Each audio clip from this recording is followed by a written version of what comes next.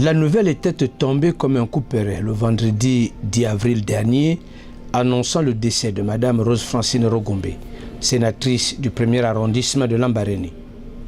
La dépouille de Mme Rogombe recevra hommage parlementaire et national à Libreville le jeudi 23 et vendredi 24 avril 2015 au palais Omar Bongo Ondimba et à la base aérienne 01 de Libreville. Par la suite, Lambaréné, sa ville natale, carrefour du Gabon par sa diversité culturelle et ethno-linguistique, connaîtra l'ultime voyage de la sénatrice du 1er arrondissement de la commune de Lambaréné, ancien président du Sénat et ancien président de la République par intérim, qui sera inhumé le samedi 25 avril 2015 au cimetière Saint-François-Xavier de Lambaréné. Née le 20 septembre 1942 à Lambaréné dans la province du Moyen-Ogooué, Madame Rogombe, décédée ce vendredi 10 avril 2015 à Paris, aura connu une vie familiale, professionnelle et politique bien remplie et exceptionnelle. Ancien ministre de la République, ancien président du Sénat et ancien président de la République par intérim. Madame Rose-Francine Rogombe était juriste de formation, conseiller municipal de la ville de Lambaréné depuis avril 2008 et sénatrice du 1er arrondissement de cette ville depuis janvier 2009. Elle fut la première femme présidente du Sénat durant la 3e mandature 2009-2015, succédant à René Randemino Konike.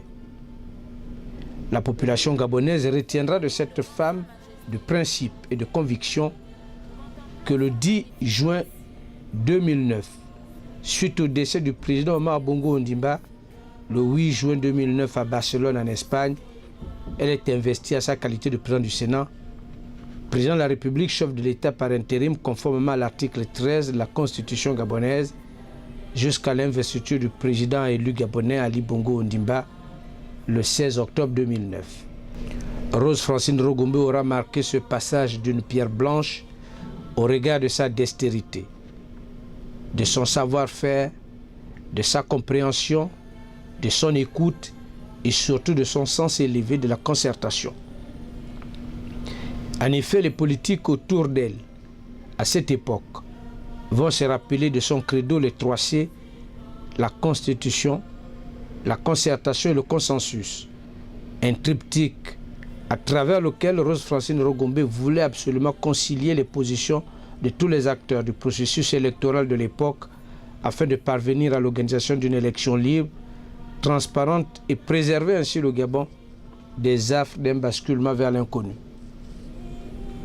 En 2009, alors président de la République, chef de l'État par intérim, Rose-Francine Rogombe avait eu ces mots. Je considère que je suis là pour assurer l'équilibre, démontrant sa grandeur d'esprit et son analyse de la situation à ces instants. À noter aussi son engagement à la tête du Sénat, où elle et ses collègues de la 3e législature sont parvenus à adopter d'innombrables lois, qu'il s'agisse de projets de loi d'origine gouvernementale ou de propositions de loi émanant des parlementaires, c'est-à-dire l'Assemblée nationale et le Sénat, notamment la loi sur la décentralisation, en attente de promulgation. Sur cette loi, et lors de son dernier discours en qualité de président du Sénat, à la clôture de la 3e législature 2009-2015, elle avait déclaré qu'elle fondait de réels espoirs sur la diligence dont fera preuve le gouvernement pour que le renouveau du droit de la décentralisation ne reste une lettre morte. Sitôt annoncé le décès de Mme Rose-Francine Rogombe, le président du Sénat, Dr Lucie Milebou-Aubusson, épouse Mboutsu, a adressé aux enfants et à la famille les condoléances du Sénat, du bureau, des sénateurs et de l'ensemble du personnel en reconnaissance des qualités exceptionnelles de Mme Rose-Francine Rogombe, une grande dame qui a écrit en lettres d'or une partie de l'histoire du Gabon. Au-delà des considérations politiques et administratives, l'image que je garde de Mme Rose-Francine Rogombe est celle d'une grande sœur attentionnée, simple, avec qui j'ai eu beaucoup de plaisir à travailler et dont j'ai bénéficié de la longue expérience. Dans quelques heures, nous allons rendre hommage à l'une des figures emblématiques de la République gabonaise, la femme d'État, dont l'aura a largement dépassé nos frontières.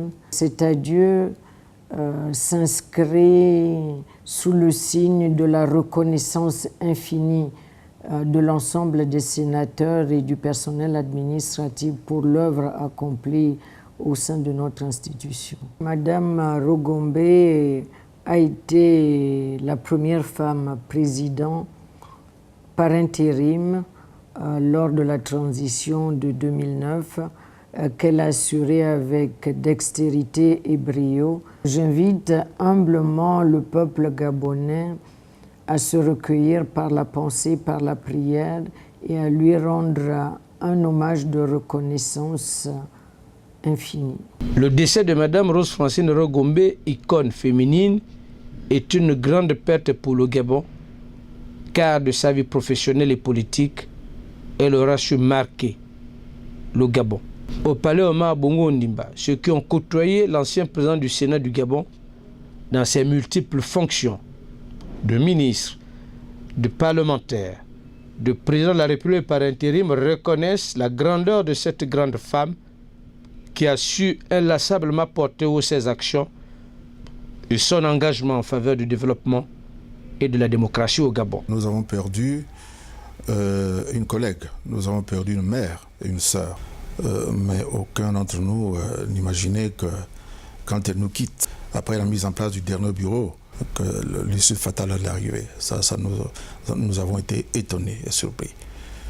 Donc maintenant, Dieu l'a voulu. Nous nous inclinons devant la sentence divine.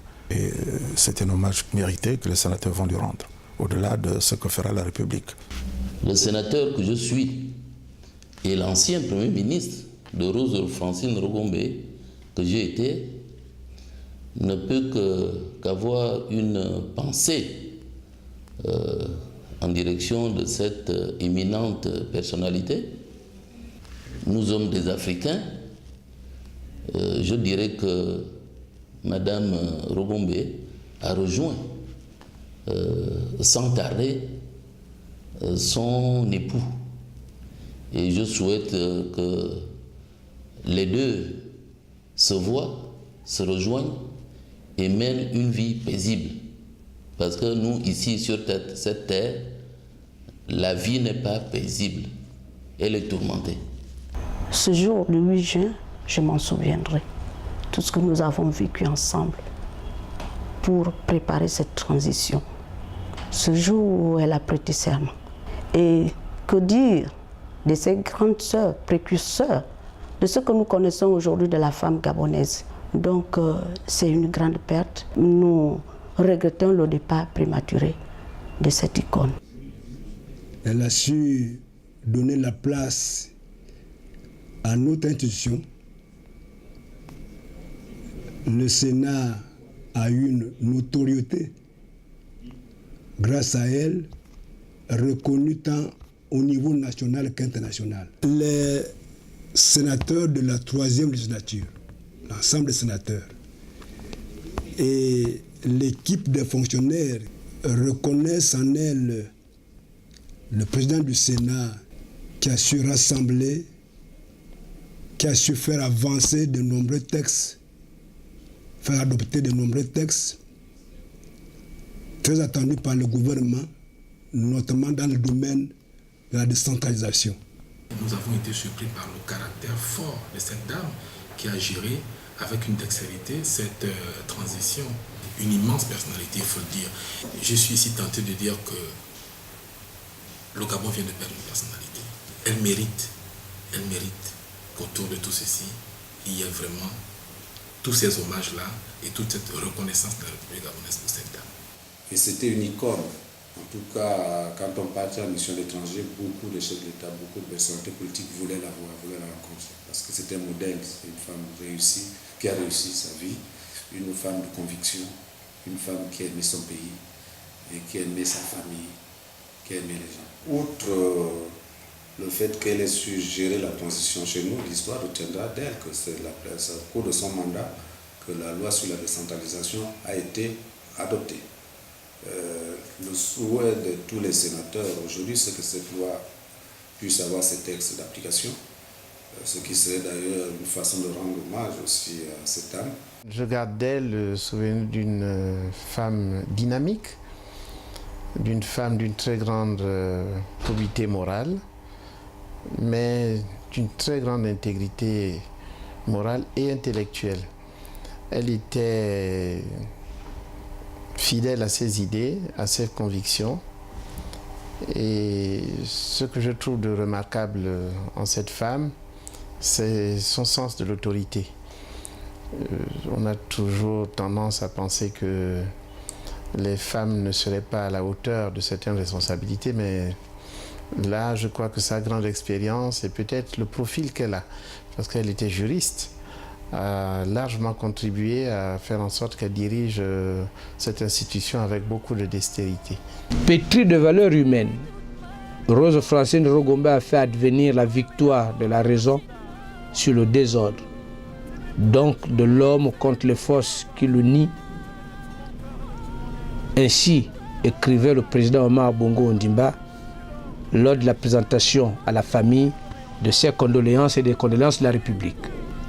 Le souvenir de Mme Rose Francine Rogombe et son nom resteront longtemps liés à l'histoire de notre pays, le Gabon.